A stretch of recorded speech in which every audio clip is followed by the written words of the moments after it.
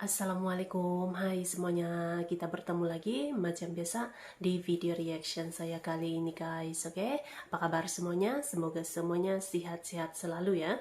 Nah, kali ini saya mau tengok video pembahasan tentang ini ya, kapal Jong Jawa, teknologi Jawa yang membuat penjelajah Eropa ketakutan.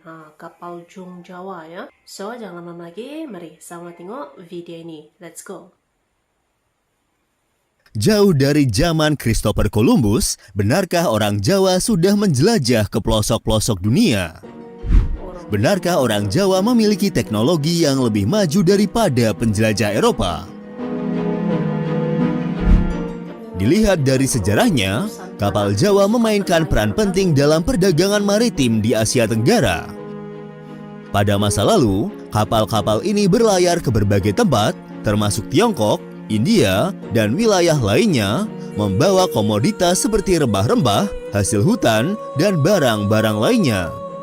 Kemampuan kapal Jawa untuk mengarungi lautan lepas membuatnya menjadi alat transportasi yang vital dalam jaringan perdagangan internasional pada masa itu.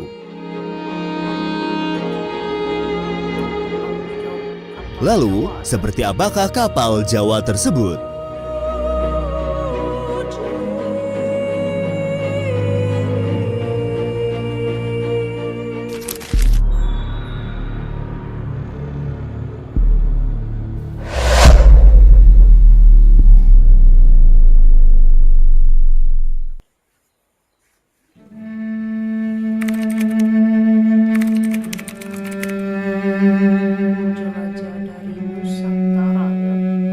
Siapa yang tidak pernah mendengar nama-nama seperti Marco Polo, Christopher Columbus, Vasco da Gama, Ferdinand Magellan, James Cook, Hernan Korts, dan kawan-kawannya? Semua nama yang disebutkan barusan adalah nama-nama penjelajah dari Eropa yang karena prestasi penjelajahannya, mereka semua masuk dalam buku sejarah yang kita pelajari di sekolah kita. Namun tahukah kalian, jika jauh sebelum orang-orang Eropa tersebut berhasil menaklukkan samudra dan melakukan perjalanan antar benua, orang-orang dari bumi Nusantara sudah lebih dulu melakukannya. Bahkan, pada masa kejayaannya, orang-orang di Nusantara dikenal dengan kapal raksasanya yang disebut dengan Jong atau Jung. Bukti bahwa orang-orang Nusantara sudah melakukan perjalanan menaklukkan samudra berabad-abad jauh sebelum bangsa Eropa adalah ditemukannya butiran lada atau merica dalam lubang hidung mumi Fir'aun Ramses II yang meninggal pada tahun 1224 sebelum Masehi. Demikian juga dengan ketumbar dan damar hingga kapur barus sebagai salah satu bahan untuk mumifikasi. Menariknya, semua rempah-rempah tersebut hanya tumbuh di Nusantara. Hal ini menjadi bukti bahwa jalur pelayaran melintasi Samudra Hindia telah ada ribuan tahun sebelum Masehi dengan rempah-rempah sebagai komoditas utamanya. Lebih lanjut, menurut sejarawan MC Rickleves, leluhur orang Nusantara, yakni penutur Austronesia, bermigrasi dari Kepulauan Formosa ke Nusantara sekitar tahun 3000 sebelum Masehi. Namun, bukti arkeologis dari masa yang lebih tua, yakni lukisan perahu dalam goa di Sulawesi Selatan, menunjukkan kebiasaan berlayar leluhur orang-orang Nusantara berlangsung lebih lama lagi. Nenek moyang orang Nusantara juga dikenal memiliki sistem navigasi yang kokoh. Orientasi di laut dilakukan dengan menggunakan berbagai macam tanda alam yang berbeda, dan dengan menggunakan teknik astronomi yang sangat khas yang disebut navigasi jalur bintang. Para navigator menentukan halauan kapal ke pulau-pulau yang dikenali dengan menggunakan posisi terbit dan terbenamnya bintang-bintang tertentu di atas cakrawala. Pada zaman Majapahit, sistem navigasi di Nusantara telah jauh lebih berkembang lagi, di mana kompas dan magnet telah digunakan. Selain itu, kartografi atau ilmu pemetaan juga telah berkembang di era ini. Pada tahun 1293, Raden Wijaya memberikan sebuah peta dan catatan sensus penduduk pada pasukan Mongol dinasti Yuan. Peta tersebut menunjukkan bahwa pembuatan peta telah menjadi bagian formal dari urusan pemerintahan di Jawa. Penggunaan peta yang penuh garis-garis memanjang dan melintang, garis ram, dan garis rute langsung yang dilalui kapal dicatat oleh orang Eropa, sehingga orang Portugis menilai peta Jawa merupakan peta terbaik pada awal tahun 1500-an.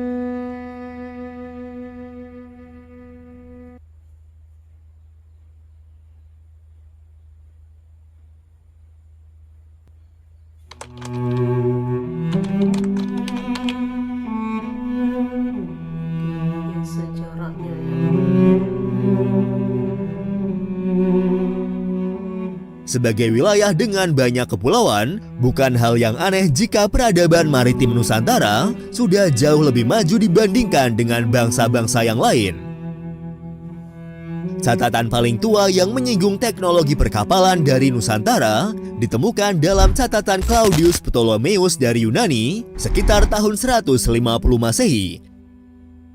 Catatan itu adalah Periplus Marae Erythraensis atau catatan laut bagian terluar.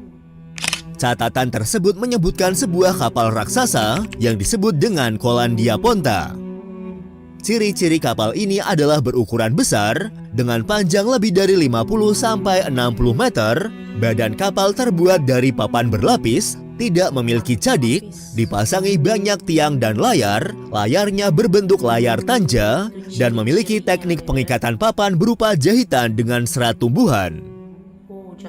Nama Colandia Ponta sendiri kemungkinan merupakan adaptasi dari terjemahan bahasa Cina yang menyebut kapal ini dengan nama Kunlun Po yang berarti kapal-kapal orang selatan. Kunlun adalah istilah yang digunakan oleh dinasti Cina kuno untuk menyebut wilayah yang terdiri dari daratan selatan Asia Tenggara dan Asia Tenggara Maritim yang meliputi Jawa, Sumatera, Kalimantan, Sampa, dan Kamboja. Kunlun Po adalah kapal layar kuno yang digunakan oleh pelaut Austronesia dari kawasan Asia Tenggara Maritim yang dijelaskan oleh catatan Cina dan dinasti Han.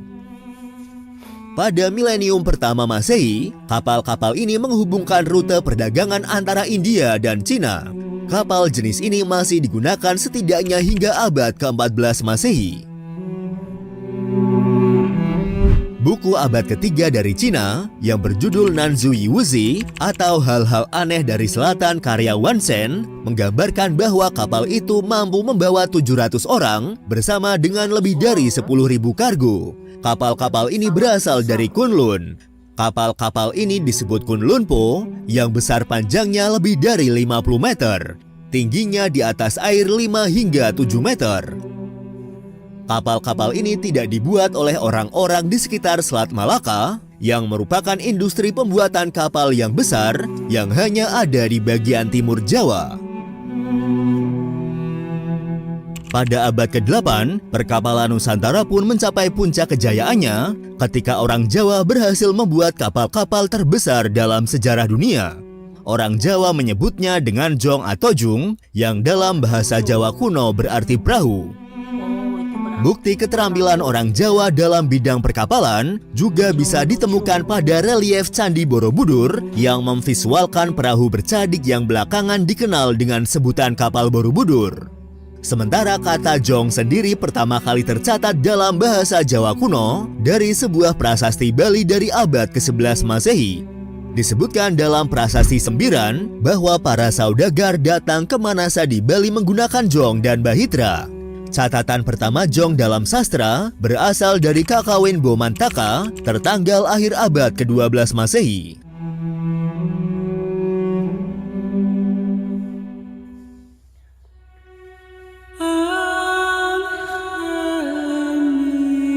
Puncak kejayaan ya, orang Jawa mampu buat kapal yang terbesar dalam sejarah dunia.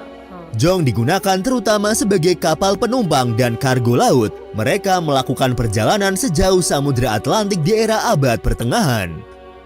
Dalam perkembangannya, selama era kerajaan-kerajaan Jawa seperti Majapahit, Kesultanan Demak, dan Kesultanan Kalinyamat menggunakan kapal-kapal jong sebagai kapal perang. Dalam perkembangannya yang lebih lanjut, Jong juga kemudian diadaptasi oleh pelaut Peguan, Melayu, dan Asia Timur, terutama Cina pada sekitar abad ke-10. Sehingga kemudian ada dua jenis Jong yang terkenal, yaitu Jong Jawa dan Jong Cina. Deskripsi fisik Jong Jawa berbeda dengan Jong Cina. Mereka terbuat dari kayu yang sangat tebal, dan ketika kapal menjadi tua, mereka diperbaiki dengan papan baru dengan 4 papan penutup dan ditumbuk berlapis. Tali dan layar dibuat dengan anyaman rotan. Kapal Jong Jawa dibuat menggunakan kayu jati. Sementara pada waktu itu, Jong Cina masih menggunakan kayu lunak sebagai bahan utamanya.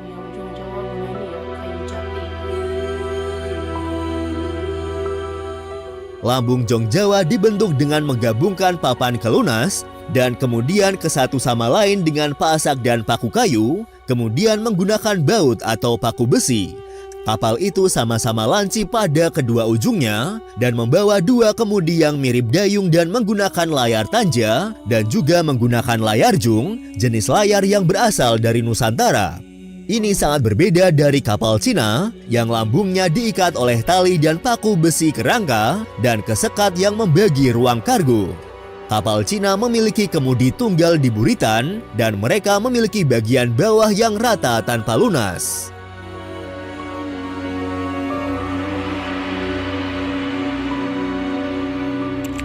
Lalu seberapa besar ukuran Jong Jawa?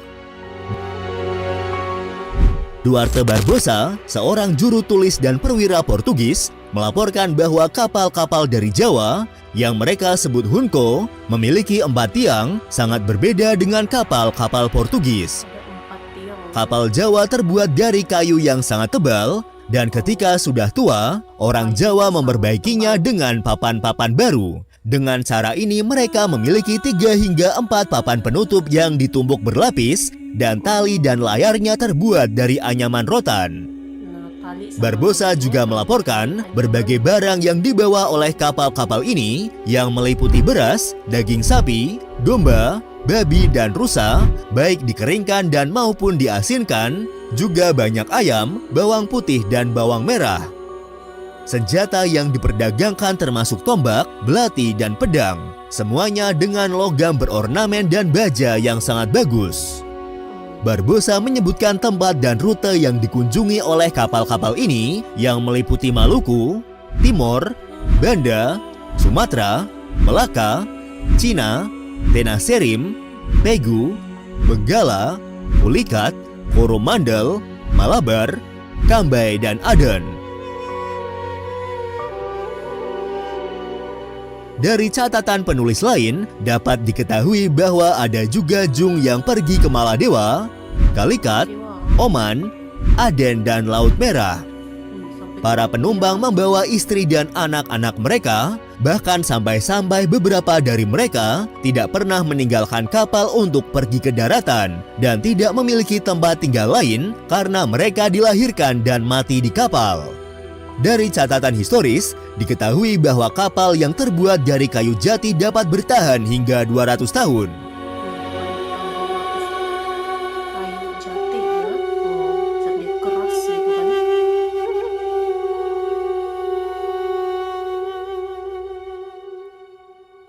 Kidung Panji Wijayakrama Ranggalawe menyebut jong bertingkat 9 atau jong Sasangawangunan yang digunakan pada saat peperangan dengan Mongol sekitar tahun 1293. Menyebutkan bahwa kapal itu tampak seperti gunung berapi karena dekorasi awan petirnya yang berkedip-kedip dan berkilauan dan layarnya dicat dengan warna merah. Dia membawa 1000 orang dengan perlengkapan gandima, bedil, tameng, lembing, perisai panjang, dan baju rantai. Pada akhir tahun 1512 sampai Januari tahun 1513, Patiunus dari Kesultanan Demak mencoba mengejutkan Malaka Portugis, membawa sekitar 100 kapal dengan 5.000 tentara Jawa dari Jepara dan Palembang.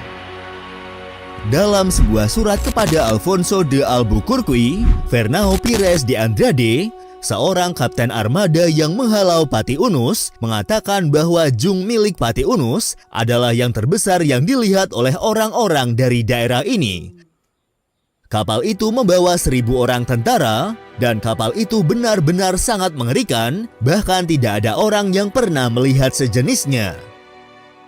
Ia membandingkan kapal Annunciada yang dinaikinya tidak terlihat seperti sebuah kapal sama sekali. Tom Pires, seorang diplomat Portugis, menulis bahwa penguasa Kanton atau yang sekarang adalah Guangzhou membuat undang-undang yang mewajibkan kapal asing untuk berlabuh di sebuah pulau di lepas pantai. Ia mengatakan bahwa orang Cina membuat undang-undang ini tentang pelarangan kapal dari Kanton karena takut terhadap orang Jawa dan Melayu, karena diyakini bahwa satu kapal jung mereka dapat mengalahkan 20 kapal jung Cina. Orang Cina takut bahwa kota itu akan diambil dari mereka karena Kanton adalah salah satu kota terkaya di Cina. Pierre-Yves Manguin berpendapat bahwa tonase jung Jawa setidaknya adalah 1.000 ton. Sementara, Irawan Joko Nugroho memperkirakan ukuran jung Jawa besarnya 4-5 kali kapal Flor de la Mar, yang merupakan kapal terbesar Portugis tahun 1511. Beliau berpendapat ukuran Flor de la Mar adalah sepanjang 69 hingga 78,3 meter. Ini berarti ukuran jung Jawa adalah sekitar 313 hingga 391,5 meter dengan tonase antara 1.600 hingga 2.000 ton. Jika dilihat dari deskripsinya tersebut, dapat digambarkan bahwa jung Jawa memiliki ukuran hampir sebanding dengan ukuran kapal induk modern. Sebagai gambaran, USS Gerald R. Ford, kapal induk terbesar milik Amerika Serikat, memiliki panjang sekitar 337 meter. Karena ukuran dan konstruksi yang besar, jung Jawa membutuhkan keahlian dan material yang belum tentu terdapat di banyak tempat. Oleh karena itu, jung Jawa raksasa hanya diproduksi di 2 tempat di sekitar Jawa. Tempat itu adalah di wilayah pantai utara Jawa di sekitar Cirebon dan di sekitar wilayah Rembang Demak di Selat Muria yang memisahkan Gunung Muria dengan Pulau Jawa, dan juga di pesisir selatan Kalimantan, terutama di Banjarmasin dan pulau-pulau sekitarnya, di mana para pembuatnya tetap berasal dari Jawa. Para pembuatnya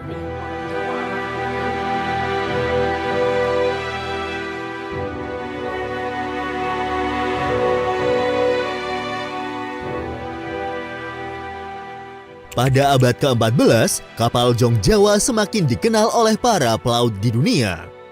Kapal-kapal tersebut digunakan secara besar-besaran oleh Kerajaan Majapahit sebagai kapal angkut militer. Tidak diketahui secara pasti berapa tepatnya jumlah total jung yang digunakan oleh Majapahit, namun secara garis besar mereka dikelompokkan menjadi 5 armada. Hikayat Raja-Raja Pasai menyebutkan Kerajaan Majapahit menggunakan jung secara besar-besaran sebagai kekuatan lautnya. Jumlah terbesar jung Majapahit mencapai 400 kapal, disertai dengan beberapa jenis kapal yang lebih kecil seperti Malangbang dan Kelulus yang tidak terhitung banyaknya ketika Majapahit menyerang Pasai.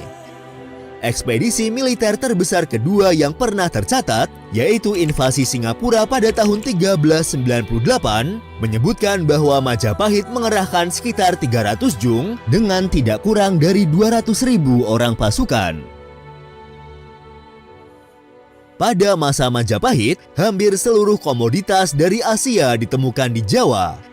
Hal ini dikarenakan pelayaran yang sangat ekstensif yang dilakukan oleh Kerajaan Majapahit dengan menggunakan berbagai jenis kapal, khususnya jung, untuk berdagang ke tempat-tempat yang jauh. Laksamana Cheng Ho yang mengunjungi Jawa pada tahun 1413 menyatakan bahwa pelabuhan di Jawa memperdagangkan barang dan menawarkan layanan yang lebih banyak dan lebih lengkap daripada pelabuhan lain di Asia Tenggara. Pada masa Majapahit pula, penjelajahan Nusantara mencapai puncak prestasinya. Ludovico de Varthema, dalam bukunya Itinerario du Ludovico de Varthema Bolognese, menyatakan bahwa orang Jawa Selatan berlayar ke tanah-tanah paling selatan, hingga mereka tiba di sebuah pulau yang hanya memiliki waktu 1 hari selama 4 jam, dan lebih dingin daripada di bagian manapun di dunia. Penelitian modern telah menentukan bahwa tempat tersebut terletak setidaknya 900 mil laut atau sekitar 1666 km di selatan titik paling selatan Tasmania.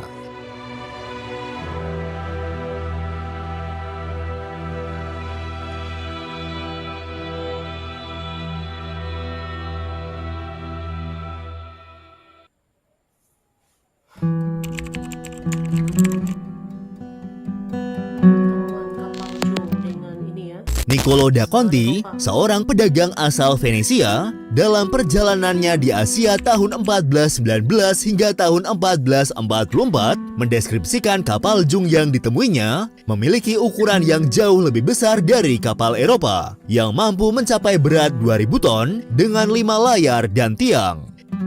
Bagian bawah dibangun dengan 3 lapis papan untuk menahan kekuatan badai. Tetapi beberapa dari kapal tersebut dibangun dengan kompartemen, sehingga jika satu bagian hancur, bagian lainnya akan tetap utuh untuk menyelesaikan pelayaran.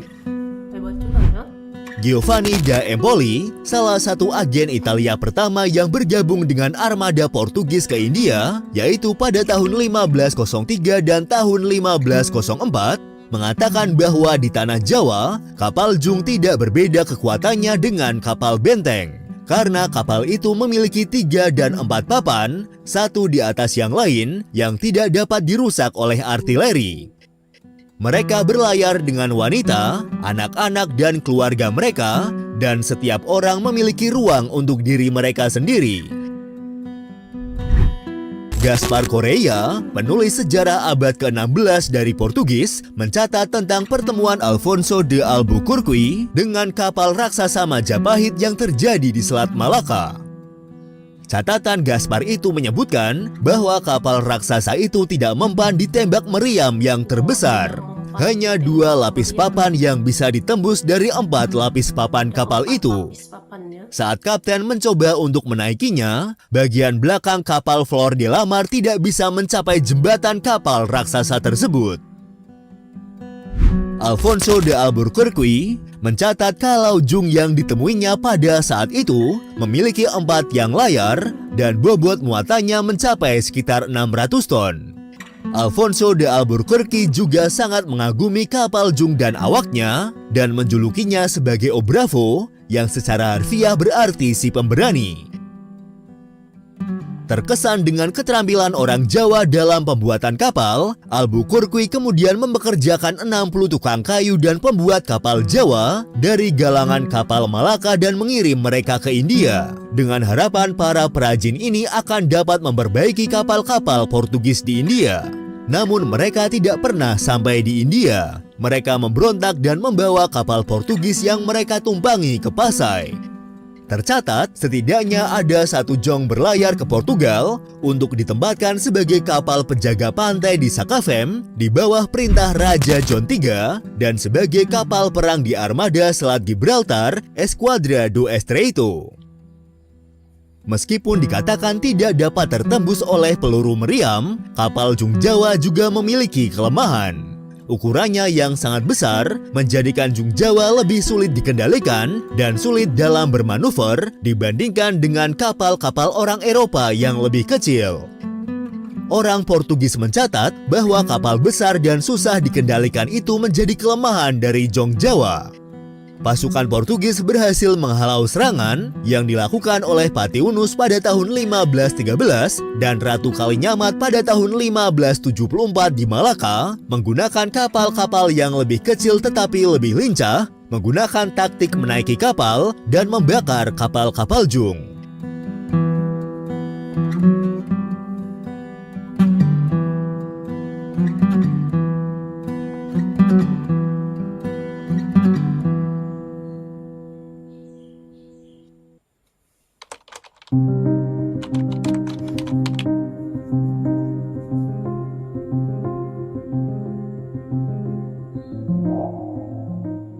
Anthony Reid berpendapat bahwa kegagalan Zhong dalam pertempuran melawan kapal-kapal barat yang lebih kecil dan lebih lincah mungkin telah meyakinkan para pembuat kapal Jawa bahwa Zhong yang besar tetapi kurang lincah menghadapi terlalu banyak risiko terhadap gaya pertempuran laut Eropa, sehingga kapal-kapal yang mereka bangun kemudian lebih kecil dan lebih cepat. Sejak pertengahan abad ke-16, kekuatan maritim Nusantara mulai menggunakan jenis baru, yaitu kapal angkatan laut yang lincah, yang dapat dilengkapi dengan meriam yang lebih besar, seperti lancaran, gurap, dan gali. Zhong-zhong yang berlayar di Nusantara setelah tahun 1600-an, daya muatnya hanya berkisar sebesar 20 hingga 300 ton, dengan kemungkinan rata-rata sebesar 100 ton. Hilangnya tradisi maritim Jawa adalah akibat dari kebijakan kerajaan Jawa sendiri setelah kekalahan mereka terhadap Portugis dalam penyerbuan Malaka, yang kemudian lebih memusatkan pada kekuatan angkatan darat. Gagalnya regenerasi kekuasaan Mataram juga disebut-sebut sebagai salah satu penyebab terkikisnya peradaban Kapaljung. Setelah Sultan Agung Mataram lengser, pemerintahan Mataram jatuh pada Amangkurat I. Pada masa pemerintahannya, Amangkurat I menjalin perjanjian dagang dengan Belanda melalui VOC. Perjanjian tersebut berbunyi, pihak VOC diizinkan membuka pos-pos dagang di wilayah Mataram, sedangkan pihak Mataram juga diizinkan berdagang ke pulau-pulau lain yang dikuasai oleh VOC. Pada tahun 1655, Amangkurat I menerapkan kebijakan untuk menutup pelabuhan dan menghancurkan kapal-kapal besar di kota-kota pesisir untuk mencegah kota-kota pesisir menjadi kuat dan melakukan pemberontakan ke Mataram. Kebijakan yang diambil oleh Amangkurat ini secara sadar atau tidak sadar telah berperan besar untuk menghancurkan ekonomi Jawa. Kebijakan itu juga berpengaruh terhadap kekuatan maritim yang dibangun sejak zaman Medang sampai Majapahit dan mengubah Mataram menjadi kerajaan agraris. Kondisi itu semakin diperburuk ketika VOC mulai menguasai pelabuhan-pelabuhan pesisir di pertengahan abad ke-18. Pada saat itu, VOC juga melarang galangan kapal, membuat kapal dengan tonase melebihi 50 ton, dan menempatkan pengawas di masing-masing kota pelabuhan. Di era modern, sejarah Nusantara kuno sering digambarkan sebagai kerajaan agraris semata, seolah-olah melupakan bahwa Nusantara juga pernah berjaya di lautan selama berabad-abad, membuat peradaban Kapaljung yang melampaui zamannya, dan perjalanannya dalam membawa komoditas rempah Nusantara ke penjuru dunia hanya tersisa menjadi sejarah yang hampir terlupakan begitu saja.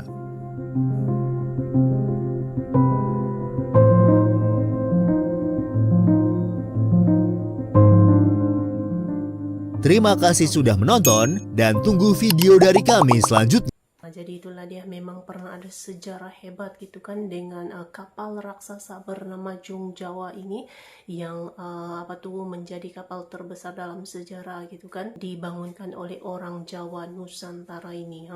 Memang luar biasa sekali gitu kan, kehebatan nenek moyang Nusantara ataupun Indonesia gitu ya, dengan pelbagai sejarah-sejarah hebat ini. So, terima kasih banyak sebab kamu sudah menonton video ini. Jangan lupa untuk subscribe, like, komen, dan juga share ya. Kita bertemu lagi di video reaction saya yang seterusnya. Assalamualaikum.